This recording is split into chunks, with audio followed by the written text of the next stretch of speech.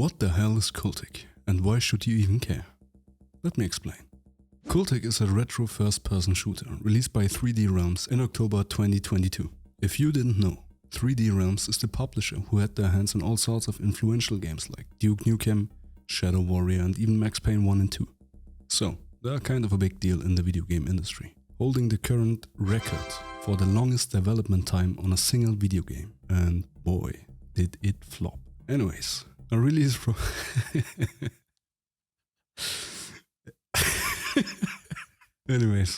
a release from them usually means it's worth your time. But how can a game that looks like this, amongst games that look like this, be relevant? Sure, it will spark interest in people like me whose future is as unclear as the actions going on your screen. But besides that, this game provides a few things which even the biggest titles struggle with, starting with the most important. CULTIC is not developed by a studio or even by a small team. CULTIC is a solo project. That means art, code, game and level design, sound and music, all done by a single man. Jason Smith, the very definition of independent. It's true, look it up. Because Jason here went all lone wolf mode, he was able to capture his vision to its fullest, and that's why everything in this game fits seamlessly together. The art style fits perfectly with the setting. I was told the 60s always looked like this, feel free to correct me here. The setting fits in with the story. A disgraced detective who's in a hot case about a mysterious cult. The story fits in with the game and level design. Secret hideouts, abandoned places. This thing, nothing feels out of place and is crafted with a ton of passion. And a little bit of blood in Resident Evil 4. CULTIC knows what it is and knows how to be the best version of itself. But vision and ideas are one thing. What about gameplay? Did you ever play a game where you were like, I feel like I should be able to do that? Well, this could be your first game where you will be like, shit, that's also possible?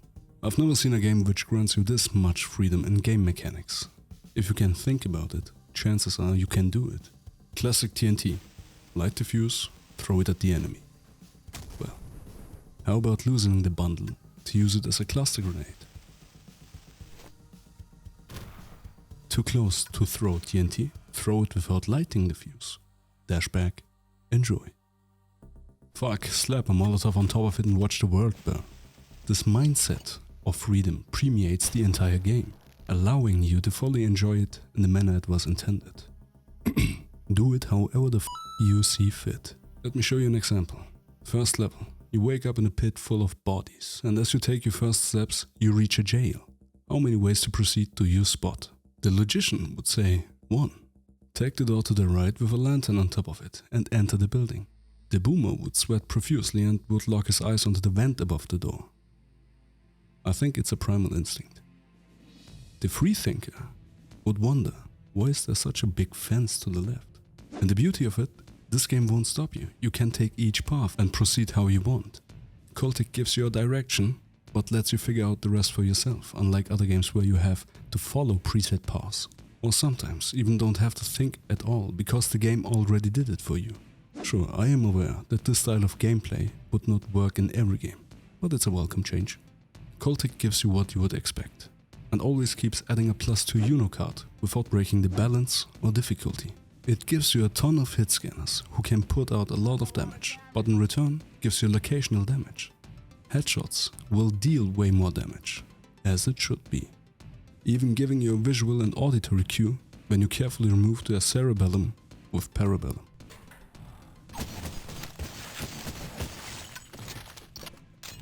So, we have enemies who will destroy you, but have a possibility to counter their strengths. And since reloading is a thing in CULTIC, it only fortifies the idea of trying to get better. And if you suck at aiming, you have a few mechanics to help you out. Dashing and sliding will keep you longer alive. While sliding is, well, it's there, I'm sure there's a good use for it. Dashing on the other hand is great. If you're used to dodge projectiles, you already know how helpful this feature can get, especially when hell breaks loose. Dashing also allows you to traverse the levels way quicker, since it's not bound to a stamina meter, which limits its use. So you can probably already guess that there's some way to make use of this game mechanic, to tailor it to your preferences. While the levels are huge, and you move at a rather normal speed, which is not a bad thing here, but more to this later. You can chain dashing jumping and kicking, to bunny hop all the way through Ivy, out middle, through connector, like a speed demon. I wonder how many people will get this. I would argue that bigger levels pose a bigger challenge for the developer. Sure, you can stuff a lot of things inside your game world, but then you run the risk of it just being there so it doesn't look so empty. Like the teams I get in multiplayer games nowadays, decorative bystanders. But I digress. Your levels would feel boring, more like a chore than something you are looking for to explore. It could even impact the replayability. What makes CULTIC's levels so special for me is its atmosphere. Here, have a look at this.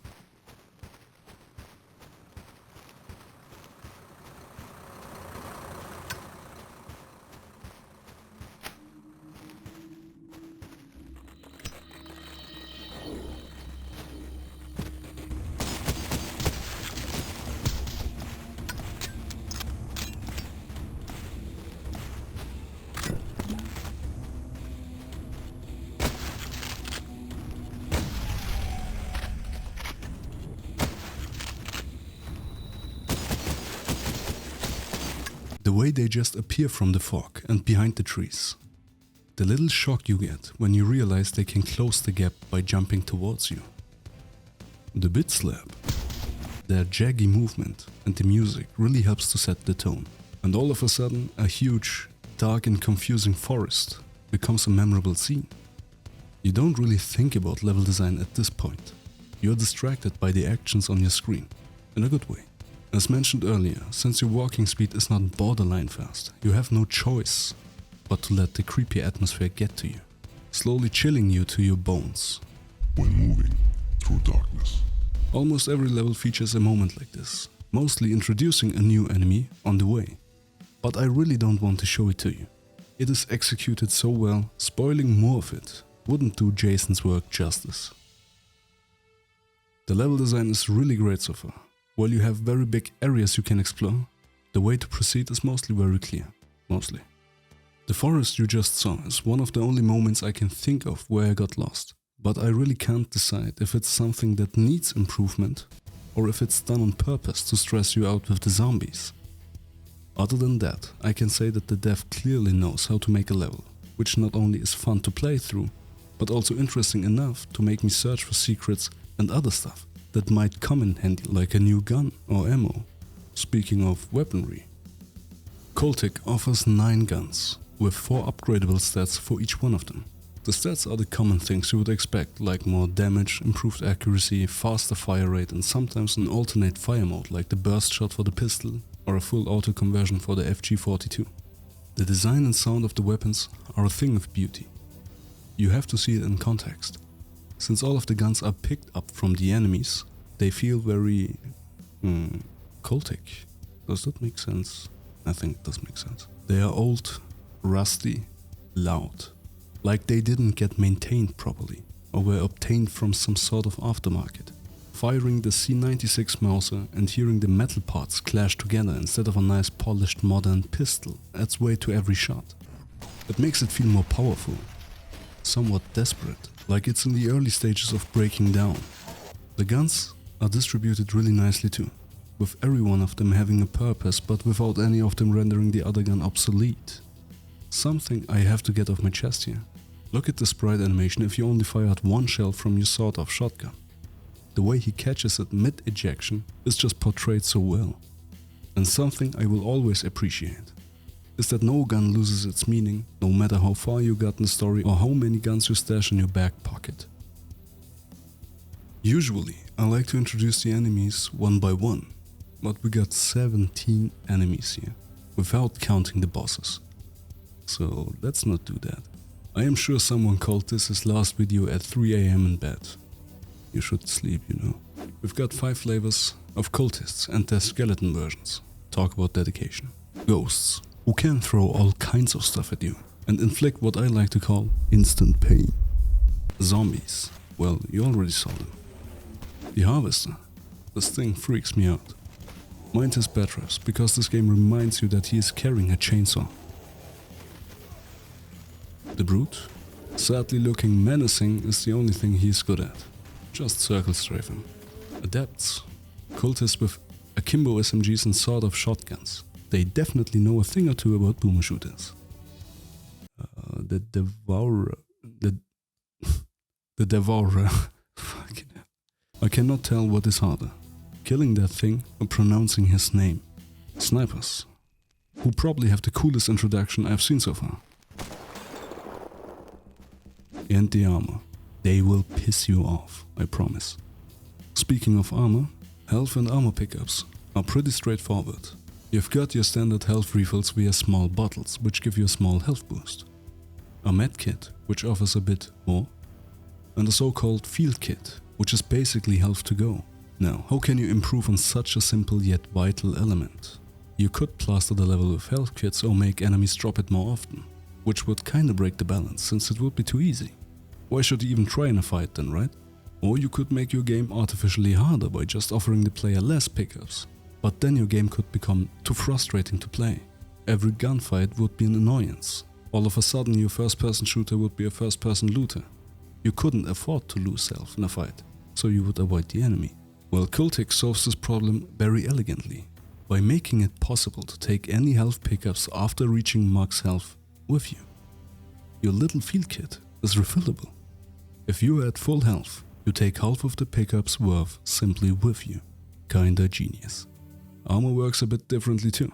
You've got two armor stats, blast armor and ballistic armor. As you can guess, blast armor takes care of explosions while ballistic armor takes care of bullets. Listen, if you play on harder difficulties, search for armor pickups, you will need it. In conclusion, CULTIC may not be the flashiest title on the market, but its commitment to vision, gameplay and atmosphere sets it apart from the crowd. Whether you're a fan of retro shooters or just looking for something new, CULTIC is definitely worth checking out. Everything I showed you so far is the way CULTIC came out and captured me as a player. But the dev introduced a ton of updates since then which increased the replayability immensely. We even got a little peek into chapter 2 with the interlude campaign, which is crafted beautifully, but again showing it in a video wouldn't do it any justice. I can strongly advise you to not skip this game, just because of how it looks. So, to answer the question, why should you care about CULTIC? Because it's a testament to the power of independent game development, and a reminder that great games can come from unexpected places. Thanks for your time.